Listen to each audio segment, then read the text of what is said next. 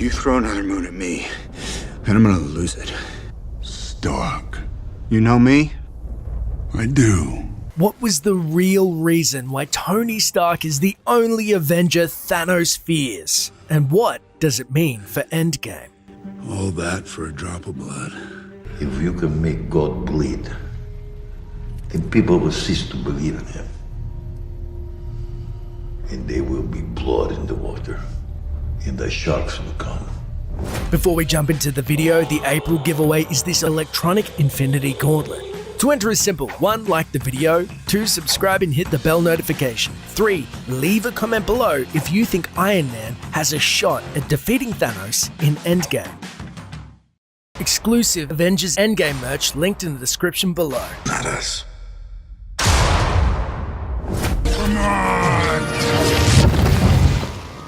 How do we know that Thanos fears Tony or even perceives him as a threat? Well, the Russos state in the commentary that Thanos, once disposing of his armor, sees himself as a holy warrior, foregoing the butchering tendencies we see early in the film. As Thanos moves forward in the film from this moment, once he disposes of his armor, he almost becomes a holy warrior, where he doesn't spend a lot of energy intentionally trying to murder people unless they're in some way a threat to his agenda.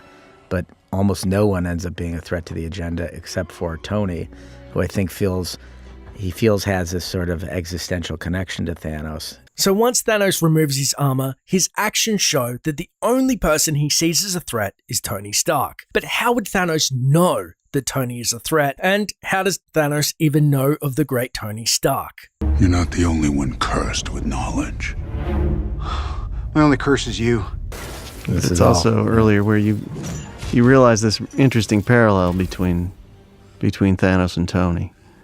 They're both aware of something from an early point and constantly having to deal with being smarter. Thanos is a futurist as much as Tony Stark. Which is why he's aware of Stark from that original battle in New York as the person who undid the plan. Why does that make him an undeniable threat to Thanos? The answer is... Thanos is a futurist as much as Tony Stark.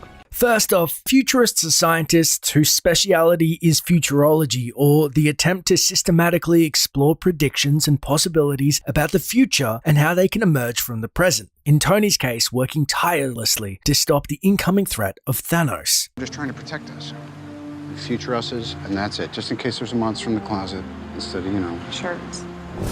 Thanos himself seen previously as a genius-level intellect who warns his own planet about their impending doom to no avail. It is his will to do anything he deems is the best course in protecting the galaxy that makes him an unstoppable force in his quest to hunt down the stones.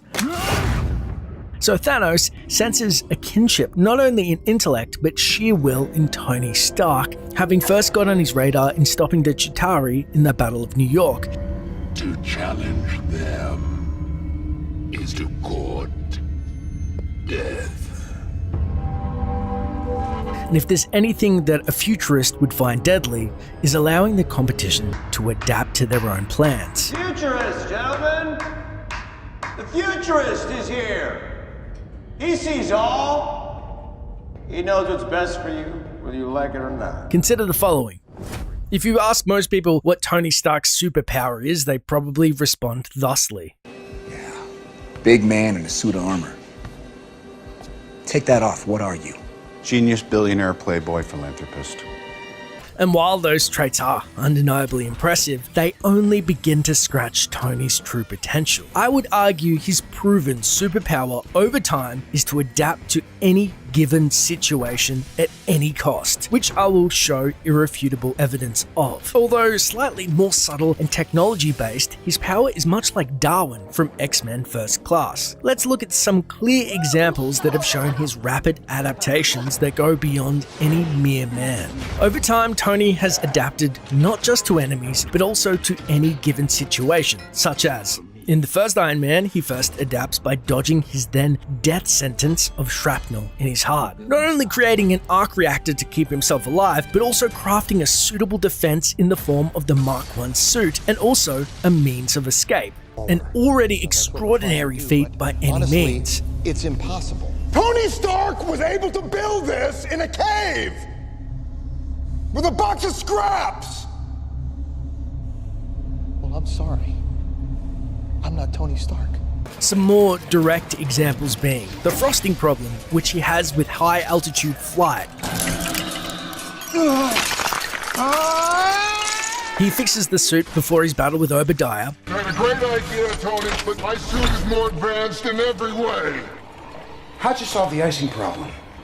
Icing problem. Might want to look into it. He has some aiming problems. Am I balling it? Which he adds auto missiles. His cannon won't stop the Hulk, so he adds bigger cannons.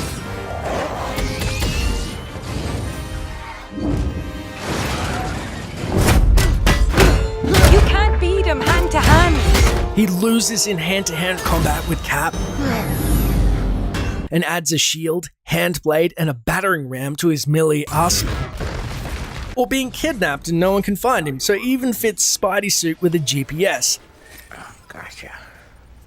Alright, Happy. Enjoy tracking this lamp. Nearly freezing in Iron Man 3, That's brisk. he even fits his suit with a fitted heater. I put everything in your suit, including this heater. When he fails to save Rhodey because of not enough speed, he adds considerable thrusters. Okay, so we've proven that he is insanely talented at being a futurist that adapts to any threat at all costs. Enough to go from a mere man dying from shrapnel in the heart to going toe-to-toe with even a god. But what are his limitations, if any, for Tony's adapting capabilities? 1. He does have to see something actively to measure and counter its effects. An example being the Hulk. Right. Don't mention puny Banner. Although he never fought the Hulk previously, he had enough information obtained to counter the Hulk effectively by the time they fought in Age of Ultron. 2. If an unknown situation he encounters, he need only fail once to remedy this. Ultron being the perfect example, who in his own twisted way mirrors his futurist adaptation by trying to force humanity into evolving. But, like the man said, what doesn't kill me just makes me stronger. And while the rest of the team rightly lost their minds at this botched experiment, he was unfazed, and he was right to be. Once Thor saw the future, he knew also that Tony was right. His second time around, he created the arguably perfect vision. You're unbearably naive. This is what makes Tony Stark potentially the most dangerous Avenger. And it's also why Strange knew he had to allow Tony to not only face Thanos, but crucially adapt. Why would you do that? There was no other way. And here are the 3 main takeaways from his first encounter with Thanos. 1. Although somewhat amusing to Thanos with the drop of blood, for Tony this is a crucial piece of evidence that, yes, with enough brute force, Thanos can bleed. After Tony cuts Thanos' face, Thanos says, All that for a drop of blood. but remember the lesson Tony learns in Iron Man 2 from none other than Whiplash? If you can make God bleed, then people will cease to believe in him. And there will be blood in the water, and the sharks will come. 2. Thanos used the power of the Infinity Stones in their fight, so Tony knows their properties and how to counter them. He's shown to do this in the cartoon with the robot arsenal left by his father, which could absorb the combined might of the stones, and is not off the table as something he creates in EndGame. Robot can withstand my power.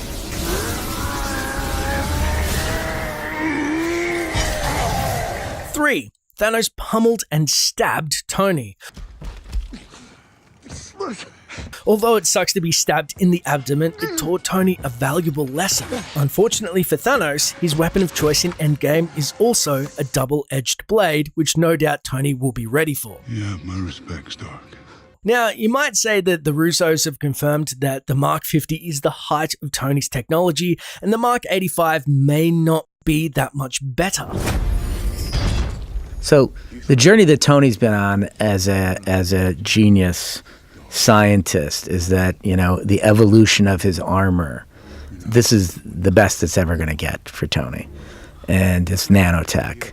He goes to the cutting edge of what his mind can deliver, and it still is not enough to beat Thanos. However, we've also learned post-snap he has other geniuses' research that was previously unavailable. From interviews with Robert Downey Jr. that he will go back to Wakanda, no doubt giving him access to the previously inaccessible bounty of vibranium to absorb kinetic impact, but also Shuri is dusted, so there's no doubt a bounty of info on the Mind Stone that she had collected before Vision had died. Plus, Hank Pym's famous quote, "Get their hands on his Pym particle." As long as I am alive, nobody will ever get that formula. And we get it confirmed that Scott Lang hand delivers the quantum tunnel van and that technology to Tony in the Avengers EndGame trailer. That got really big. Is this an old message? Ant-Man, I know you know that. If Tony cannot win the battle against Thanos in the future, you can bet he will use the secrets of the quantum realm to time travel and go back and stop him. This is what makes Tony Stark potentially the most dangerous Avenger, which Thanos understood. Also why Strange knew he had to allow Tony to not only face Thanos, We're in the endgame now. but survive to learn from their encounter. I hope they remember you. And it's also why Tony Stark is the only man truly worthy of the title, the Invincible Iron Man.